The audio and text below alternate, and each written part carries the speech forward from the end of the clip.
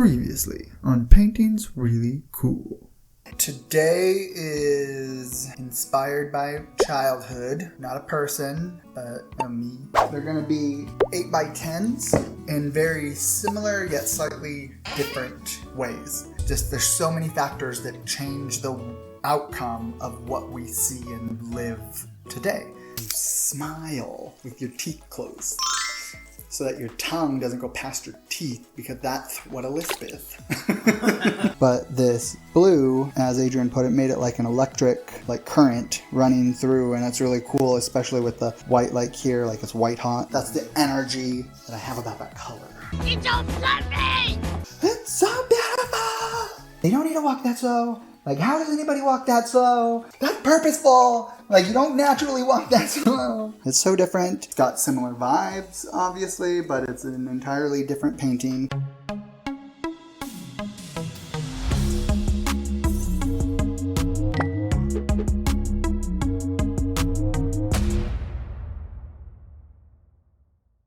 Alright, now we're going to do the bronze one. Alright. What else was weird about me as a child? So many things. I haven't been torching these. I just realized I'm gonna have to torch these whenever I squirt. Whenever I use the squeezy bottle with large volumes, it creates a lot of air bubbles. Whoa. So I didn't like sports. I think I've talked about this before. I never really liked sports, largely because I don't like the competitive aspect of it. Like, I don't care if you were better than me. Like when there's like smack talk, I'm like, okay, yeah, hey, about a swing. I never got into it. I never liked that. Even to this day, I like the fun of it. Like, I like doing just I think I talked about this before a little bit. I like just the batting part of it, like trying to, do that. And like when Adrian and I took him to the batting cages here, I was like, yeah, I'm gonna get more than him. Like, I'm gonna try, but like also I was like really excited when he was getting hits too. You know what I mean? Like it's just, you know what I'm saying. I don't know if I was forced to do it. Maybe I wanted to because my brother did it, and I always wanted to do what my brother did at first. But I did T-ball and I did minor league, as we called it there. I don't know what it's called everywhere, if it's all... You play minor league? Yeah. Like minor league, like right before majors? Yeah, but as like kids. Oh, like kid. Okay, like little league. That's I guess what we would call little league. Oh, yeah, it goes to T-ball, minor league, major leagues, and then like high school or something. Looks like great. I know, obviously, that's why I said I don't know what you guys call it, but... I was like, Cor, what the hell? I mean, what the heck? What the heckaroonie? But my first T-ball coach quit in the middle of the season because we were frustrating him. And so then I was like, I don't like that, but I had to keep playing because he quit, I didn't. And I don't know if my dad said that or if that just came into my head. Anyway, the next year, I think my T-ball coach might have been fine. And it was my minor league coach the following year, because you do 2 years of T-ball, then minor league, you do 2 years. And if you're good enough, you move into majors. If you're still struggling to be at all good, you stay in minors for a third year, I think. I don't remember, but I'll be right back. Gone flapping. Yum.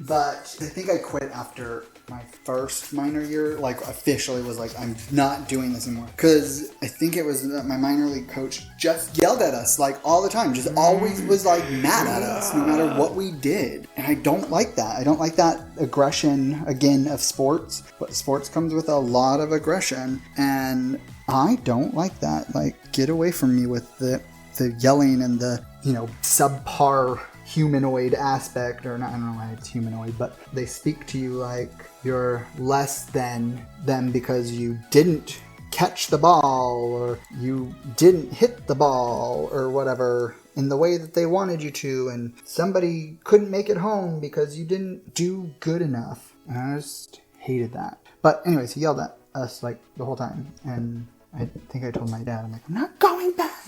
And my dad was like, yeah, that sucked for you. I didn't understand. And then let me quit.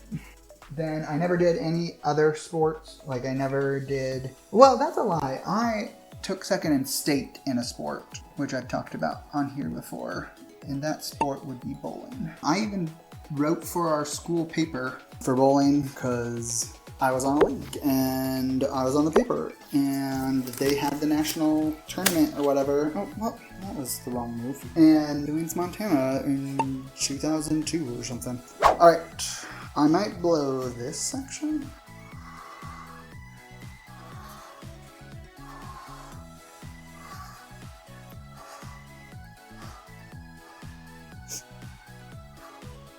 Yeah. Alright, watch out. So I'm looking forward to this one drying more than anything because bronze is an ugly wet color to me and it always dries a lot prettier. This one, again, super odd. I lost pretty much all of the emerald. There's a little bit stayed there and a little bit in that webbing. But then it had the big sections because I can never make the size of my palette knife. And I got to blow those out. So, like, to be fair, I think I said the third one would just be a blowout. But so on this one is the first one I did blow it on. So I'm having fun with the swipes. That's why I deviated from my original plan. But anyways, this one's nice. It's simple. It looks like a wave too. The next one I'm going to do very straightforward and let it be very straight-laced.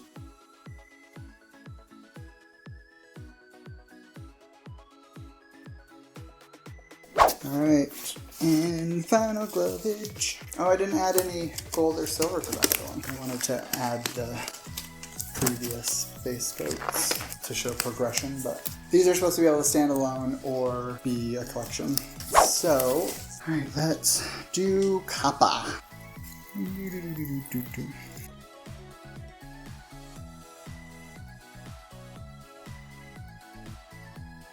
Did I tell that story about getting diagnosed with ADHD? I might have. Again, I've only got so many memories, guys, and this is taking a lot longer, meaning I'm having to talk a heck of a lot longer, and I'm running out of memories. I was made in a factory when I was 34, so I've got a lot of memories. Just kidding. I don't know why I said kidding. That's obvious. Did you just do the butcher? That was the only reason you came into Camp Frame, is you wanted to do the butcher face. Like, it wasn't even worthy of any reason for you to appear. You just wanted to do the butcher face. So, when I was in second grade, I was insane. Well, when I was a little kid, I was insane. But in second grade, I was insane. And we had a reading circle, and our teacher was reading.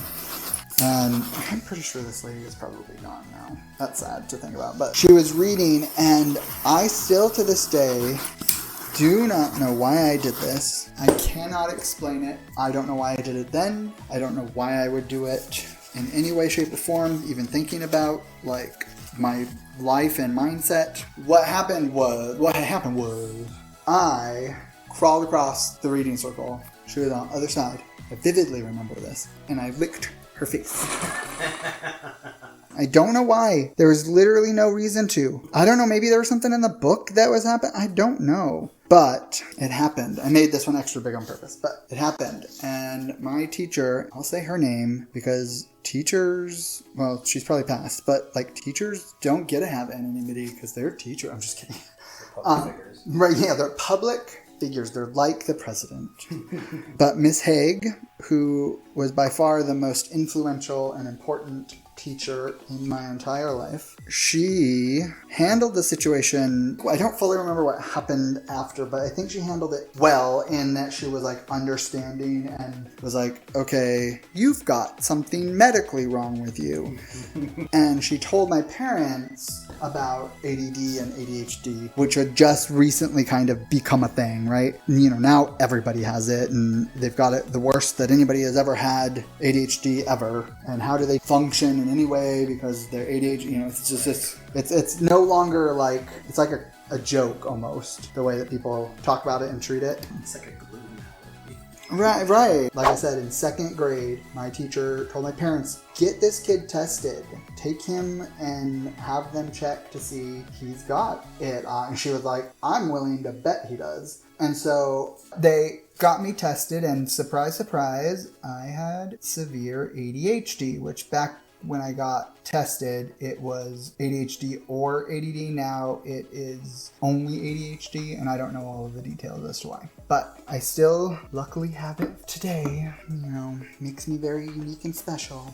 So I got put on Ritalin, which was like, it's like what Adderall is today, but back then. But it really changed my life. I got started on it and went from being a demonic, horrible child that never did his homework or like barely paid attention in a class because I had so much energy and so little care about learning, and I was like, I just want to play, and I was very smart, so I caught on to things really quickly. But anyways, when I got tested, one of my favorite things I found was the doctor's original notes. And in the notes, he writes, you know this story, that I spoke with a Boston accent. Oh, yeah, I remember this. No idea how. Which is also kind of funny because when I bowled with a Boston curve or a hook or what, I don't know what the phrase is, but basically my hook is the opposite direction. So somehow Boston invaded my life. But anyways, wet shot for this one.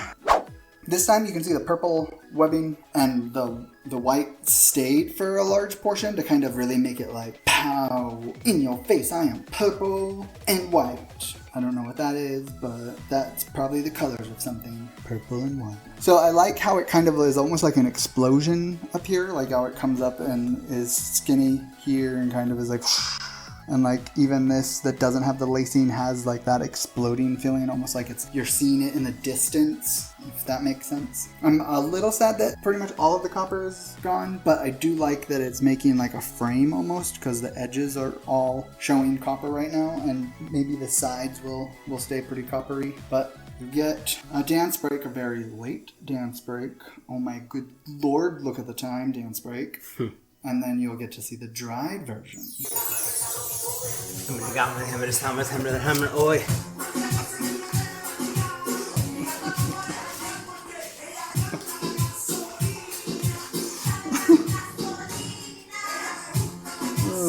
that was so much. Alright, so here they are. Let's look at this one. So this is the gold one with the different colors. I think I like this one the most because of this electric blue webbing. It's so, look at that. That's so cool. But this would represent one life choice. Let's say the life choice I did of taking speech therapy. And this represents if I didn't, because look at that tongue's all going crazy. It's not properly being held behind the teeth for speech therapy, for skipping a lisp. But it's pretty cool. I like how the pink kind of came through here and did the same effect as that electric blue looking one. There's a lot of blue here. It's a little, I think, maybe stretched a little thin here. I love it. But overall, it goes. Obviously, these two go together. And then you've got our bronze one. And this one, the lacing stayed pretty much white the whole time. Like, it didn't get much pull through. A little bit right there, you can see, but for the most part, it stayed pretty much just the white. But if you see, they go together. This one kind of almost just looks like an invert. In fact, this makes a heart. There's a heart. But then on this last one, which is the most colorful, and I might like this one more because I really like the copper background and the almost looks like an explosion or a flame coming out with this lacing, but it got electric purple through and it's pretty spiffy. I also like this weird like missing section of lacing. It's kind of fun. But yeah, so if you look at them all together, they go together. I like that Adrian put these two because it makes the little heart. I don't know if he noticed that, but he shook his head, he didn't. But overall, fun concept, fun stories. Hope you enjoy it. Bye!